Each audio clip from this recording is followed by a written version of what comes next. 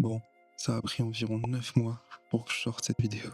J'ai passé des heures à me prendre la tête en testant plein de façons de les filmer pour au final tout jeter à la poubelle. Et puis j'ai réalisé que je devais simplement me lancer et publier.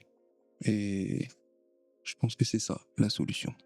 Je savais pas trop comment enchaîner après cette intro et je vais finalement aller droit au but. Il y a 2 ans, pour mes 30 ans, j'ai décidé de mettre en pause mon activité de tatoueur pour me consacrer entièrement à la création de mon propre univers.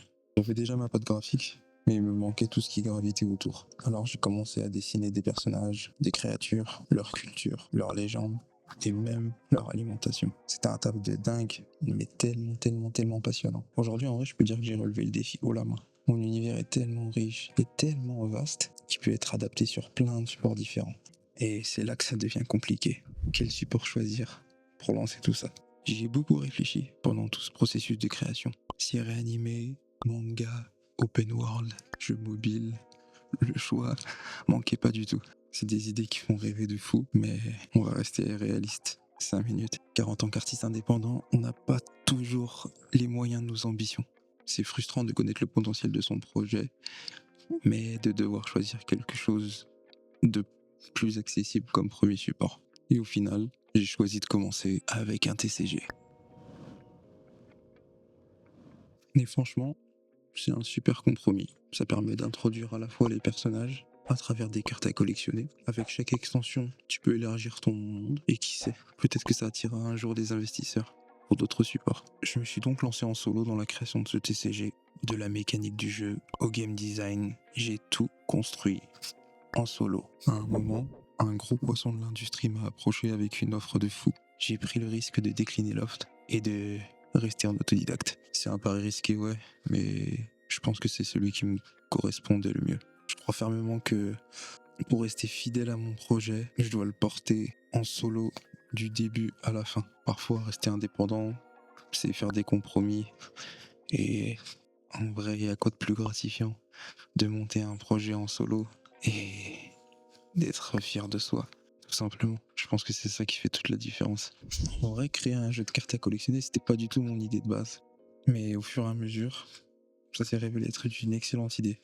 Et surtout une opportunité de fou de partager avec vous mon univers et d'avoir pour la première fois un support tangible pour commencer à le faire vivre. Pendant tout le processus, j'ai aussi eu la chance de pouvoir compter sur une petite équipe de passionnés qui m'ont rejoint sur Discord. Ils ont été sélectionnés sur Instagram et ont eu la chance de pouvoir tester le jeu en avant-première avec une version alpha. Leurs feedbacks ont été extrêmement précieux pour pouvoir faire les premières mises à jour et ajustements. Après tous ces mois où j'avais la tête dans le guidon, il y a forcément des choses que j'ai pas vu venir ou des bugs. Grâce à eux, j'ai pu prendre du recul et affiner le projet. D'ailleurs, je sais que certains d'entre vous attendaient des mises à jour sur le projet.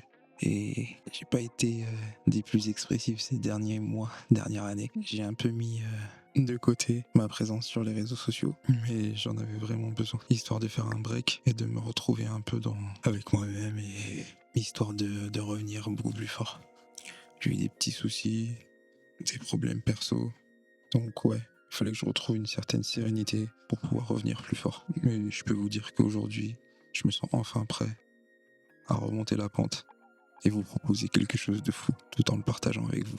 Aujourd'hui, le jeu il est quasiment terminé. La première version sera bientôt lancée sur le Kickstarter. Ce sera une étape cruciale et j'ai trop hâte d'avoir vos premiers retours, d'ajuster les détails et de faire évoluer le projet le plus loin possible avec vous. Alors si vous êtes curieux de voir comment tout cela va évoluer, si vous voulez suivre les coulisses de la création et du processus du projet, restez connectés, abonnez-vous et n'hésitez pas à commenter. J'ai hâte de partager tout ça avec vous. C'est que le début.